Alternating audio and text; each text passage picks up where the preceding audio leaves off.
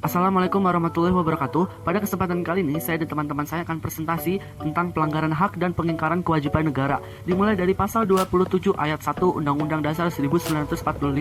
Sepertinya seolah-olah para penegak hukum di Indonesia ini lupa akan pentingnya kedua hal itu, hak dan kewajiban. Persamaan di depan hukum sebagaimana ditekankan dalam pasal 27 ayat 1 UUD 1945, amandemen keempat yang berbunyi, segala warga negara bersamaan kedudukannya di dalam hukum dan pemerintah dan wajib menjunjung hukum dan pemerintahan itu dengan tidak ada kecualinya, seolah-olah dapat dianulir bila seseorang berkuasa dan beruang. Pasal 27 ayat 1. Ayat tersebut seolah-olah telah diubah menjadi terkecuali untuk orang yang berkuasa ataupun orang yang memiliki uang banyak, para pejabat dan juga para konglomerat seperti berdiri di atas hukum, padahal mereka juga seorang warga negara yang kedudukannya sama di depan hukum. Ketidakadilan dan ketidaksamaan di mata hukum ini dapat terlihat di kasus-kasus para pembesar yang sempat booming di awal tapi kemudian hilang, lenyap dan tidak terdengar lagi kabarnya hingga sekarang, ataupun vonis hakim yang terlalu ringan bagi para terdakwa yang sudah jelas melakukan pelanggaran HAM. Kita ambil contohnya saja seperti kasusnya Haritanu Sudibyo, CEO MNC Group dan Ketua Perindo yang memencam Kepala Subdirektorat Penyidik Jaksa Agung Muda Pidana Khusus Yulianto melalui pesan singkat. Kasus yang terjadi pada pertengahan tahun 2017 itu seolah-olah hilang tanpa ada perkembangan terbaru dan tanpa ada berita.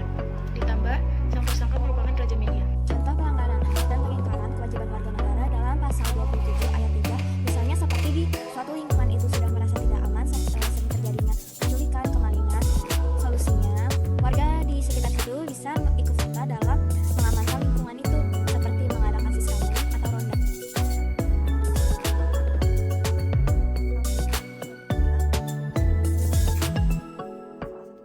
Adalah siswa di sekolah yang kurang memperhatikan pendidikan dan pembelajaran kewarganegaraan. Guru yang mengajar biasanya bukan guru dari lulusan yang sejalan dengan yang dipelajari, sehingga kemampuannya kurang memadai.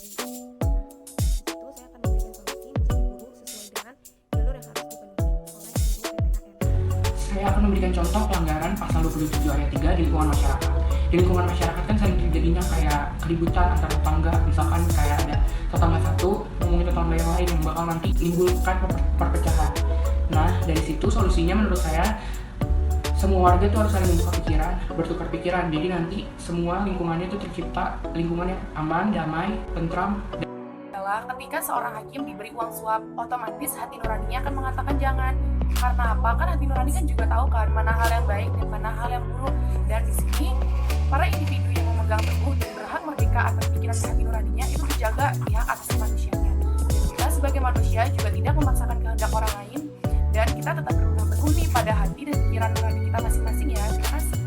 Menurut saya jaminan HAM yang sering dilanggar yaitu pasal 28 ayat 1. Contohnya itu hak untuk tidak disiksa dan hak untuk tidak diperbudak. Contohnya itu kasus penyiksaan TKI tenaga kerja Indonesia oleh majikannya, sehingga di antara mereka mengalami cacat fisik bahkan cacat jiwa. Solusi yang tepat untuk mengatasi pelanggaran HAM tersebut menurut saya itu dengan memberikan pekerti terhadap semua orang. Begitu juga peran orang tua mendidik karakter anak sejak dini. Selain itu juga ada kebijakan pemerintah yang perlu diperhatikan terhadap kasus pelanggaran HAM dan melakukan pengawasan terhadap kasus pelanggaran HAM dan melakukan sosialisasi terhadap pentingnya penegakan HAM di masyarakat. Terima kasih.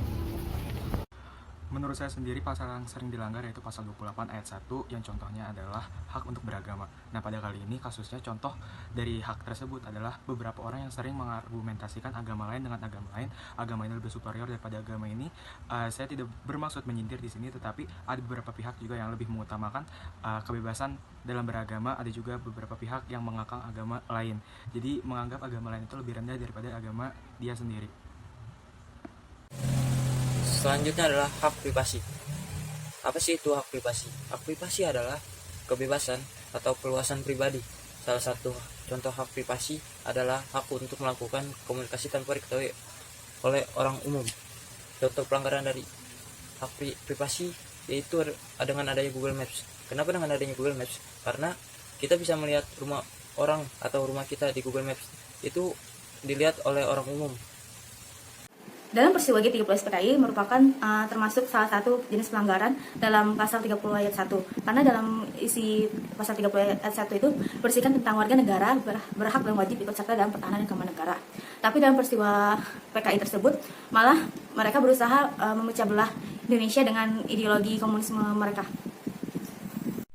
Pada pasal 30 ayat 1 yang berbunyi tiap-tiap warga negara berhak dan wajib ikut serta dalam usaha pertahanan dan keamanan negara. Akan tetapi dalam hal tersebut masih banyak warga negara yang tidak patuh dalam pasal tersebut. Contohnya seperti para pelajar yang tidak bersungguh-sungguh dalam melaksanakan tugasnya dan kewajibannya sebagai pelajar yang baik. Oke, di sini saya akan menjelaskan tentang pasal 30 ayat 1, yaitu tentang tiap-tiap warga berhak menjaga keamanan dan pertahanannya negara sendiri. Misalnya kayak polisi, TNI, terus kayak warga negara, kayak warga masyarakat Indonesia yang lain, kayak sepertinya contohnya kayak kemalingan. Nah, itu kita harus membantu. Undang-Undang Nomor 39 Tahun 1999 tentang Hak Asasi Manusia adalah sebuah penghormatan terhadap makhluk hidup kepada Tuhan Yang Maha Esa. Saya akan melanjutkan penjelasan tentang pasal 33 ayat 1 Undang-Undang Nomor 39 Tahun 1999. Nah, Undang-Undang Nomor 39 Tahun 1999 ini tentang hak asasi manusia. Jadi, hak asasi manusia merupakan hak dasar yang secara kodrati melekat pada diri manusia, bersifat universal dan langgeng. Oleh karena itu, harus dilindungi, dihormati, dipertahankan, dan tidak boleh diabaikan, dikurangi atau dirampas oleh siapapun. Selain hak asasi manusia, manusia juga mempunyai kewajiban dasar antar manusia, yang satu terhadap yang lain, dan terhadap masyarakat secara keseluruhan dalam kehidupan bermasyarakat, berbangsa, dan bernegara. Pasal 33 ayat 1 Undang-Undang 39 tahun 1999 berbunyi 1. Setiap orang berhak untuk bebas dari penyiksaan, penghukuman, atau perlakuan yang kejam, tidak manusiawi, merendahkan derajat dan martabat kemanusiaan. Yang kedua, setiap orang berhak untuk bebas dari penghilangan paksa dan penghilangan nyawa. Di sini saya akan melanjutkan pembahasan yang sudah disampaikan oleh Wasfa Irba mengenai pasal 33 ayat 1 nomor 39. Baik, sekarang saya akan memberikan beberapa contoh mengenai pasal tersebut. Yang pertama ada hak atas perlindungan diri sendiri, keluarga, penghormatan, martabat, dan hak miliknya. Dan yang kedua ada hak atas rasa aman dan tentram, serta perlindungan terhadap ancaman ketakutan untuk berbuat atau tidak berbuat sesuatu.